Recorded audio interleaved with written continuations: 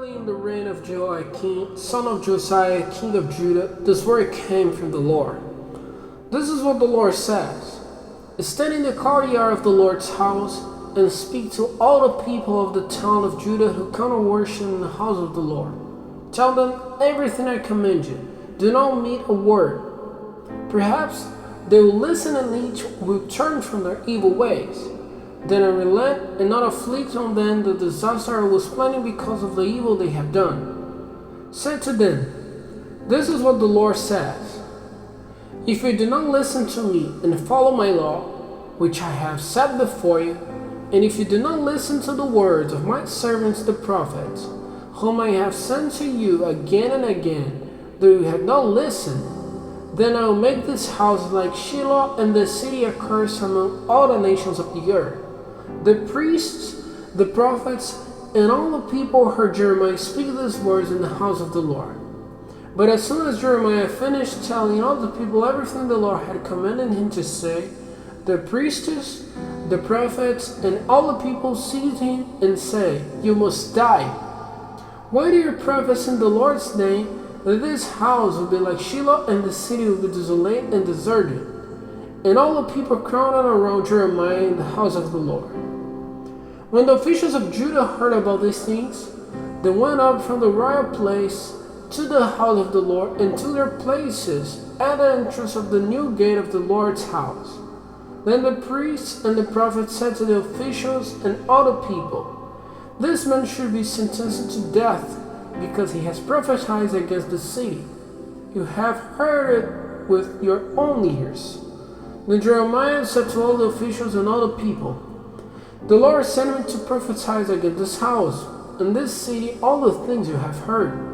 Now reform your ways and your actions and obey the Lord your God. Then the Lord will relent and not bring the disaster he has pronounced against you. As for me, I am in your hands. Do with me whatever you think is good and right. Be assured, however, that if you put me to death, you bring the guilt of innocent blood on yourselves and on this city and on those who live in it. For in truth, the Lord has sent me to you to speak all those words in your hearing. Then the officials and all the people said to the priests and the prophets, This man should not be sentenced to death. He has spoken to us in the name of the Lord our God. Some of the elders of the land stepped forward and said to the entire assembly of people, Micah of Moresheth prophesied in the days of Hezekiah king of Judah. He told all the people of Judah, This is what the Lord Almighty says: Zion will be plotted like a field, Jerusalem will become a heap of rubble, the temple hill a mound overgrown with thickets. Did Hezekiah king of Judah or anyone else in Judah put him to death?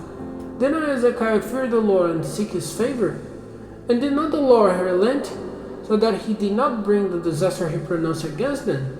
We are about to bring a terrible disaster on ourselves. Now Uriah, son of Shemaiah from Kiriath Jearim, was another man who prophesied in the name of the Lord. He prophesied the name, things against this city and this land as Jeremiah did. When King Jehoiakim and all his officers and officials heard his words, the king was determined to put him to death.